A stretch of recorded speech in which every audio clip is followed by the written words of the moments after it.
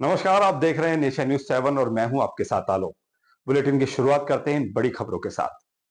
राजधानी दिल्ली के पौष इलाके सैनिक फार्म से एक गंभीर मामला सामने आ रहा है, जहां अवैध निर्माण को लेकर बड़ा सवाल खड़ा हो गया है। जानकारी के मुताबिक अशोका एवेन्यू और वेस्टर्न एवेन्यू के कई पते, जिनमें से 32 से Ashoka Avenue, W10/38 western Avenue और 32E/6 अशोका एवेन्यू पर लगातार निर्माण कार्य जारी है। यहाँ सबसे अहम बात यह है कि एमसीडी द्वारा इन जगहों पर पहले भी कार्रवाई की जा चुकी है, लेकिन कार्रवाई के बावजूद निर्माण रुकने के बजाय दोबारा शुरू हो जाता है और लगातार जारी रहता है। यानी सवाल उठता है, जब एमसीडी कार्रवाई कर रही है तो फिर यह निर्माण रुक क्यों नहीं रहा। और इससे भी बड़ा सवाल, जब हाई कोर्ट अवैध निर्माण के मामलों में सख्त निर्देश दे चुका है, फिर उन निर्देशों के बावजूद जमीनी स्तर पर हालात ऐसे क्यों हैं। क्या कार्रवाई सिर्फ औपचारिकता बनकर रह गई है, या फिर कहीं ना कहीं सिस्टम की कमजोरी का फायदा उठाया जा रहा है। स्थानीय निवासियों का कहना है कि बार बार कार्रवाई और फिर दोबारा निर्माण शुरू होना इस बात की ओर इशारा करता है कि या तो निगरानी कमजोर है, या नियमों को गंभीरता से लागू नहीं किया जा रहा। लोगों ने मांग की है कि निर्माण को स्थायी रूप से रोका जाए, बार बार उल्लंघन करने वालों पर कड़ी कार्रवाई हो और संबंधित अधिकारियों की जवाबदेही तय की जाए। अब देखना यह होगा कि एमसीडी इस मामले में आगे क्या ठोस कदम उठाती है, और क्या दिल्ली हाईकोर्ट के निर्देशों का सही तरीके से पालन हो पाता है या नहीं। क्योंकि सवाल सिर्फ निर्माण का नहीं है, सवाल कानून की प्रभावशीलता और सिस्टम की जवाबदेही का है। दिल्ली के साउथ डिस्ट्रिक्ट से एक बड़ी खबर सामने आई है, जहां पुलिस ने गैस सिलेंडरों को एक काले खेल का बड़ा खुलासा किया है।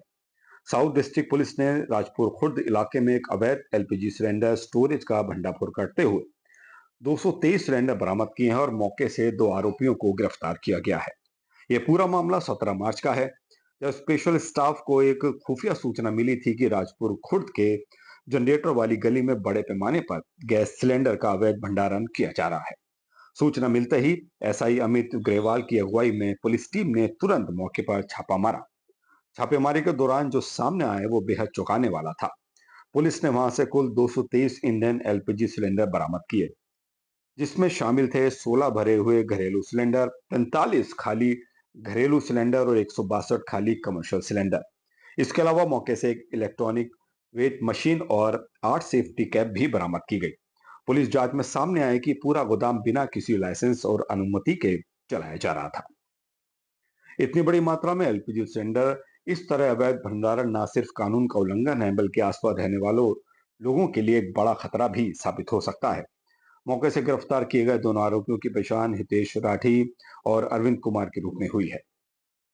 पटना से एक प्रेरणादायक तस्वीर सामने आई है, जहां इफ्तार पार्टी सिर्फ खाने पीने तक सीमित नहीं रही, बल्कि महिलाओं के संघर्ष, उनकी जर्नी और उनकी सफलता का जश्न बन गई।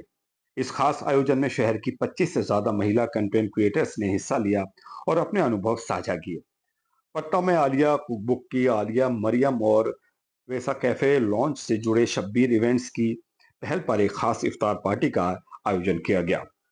इस आयोजन का मकसद सिर्फ इफ्तार करना नहीं था, बल्कि शहर की महिला कंटेंट क्रिएटर्स को एक मंच देना था, जहां वे खुलकर अपनी बात रख सके। इस इफ्तार पार्टी में आलिया मरियम, कहकशा, जावेद, फौजिया, नाहिद, आयशा, समरीन, फातिमा, सना, अलमास, अफरीन मलिक, जोसा, सुमन समेत कई जानी मानी कंटेंट क्रिएटर मौजूद रहे। करीब 25 से 26 महिलाओं की मौजूदगी ने इस आयोजन को और खास बना दिया। फिलहाल इस बुलेटिन में इतना ही। देश दुनिया की खबरों के लिए देखते रहिए नेशन न्यूज 7। नमस्कार।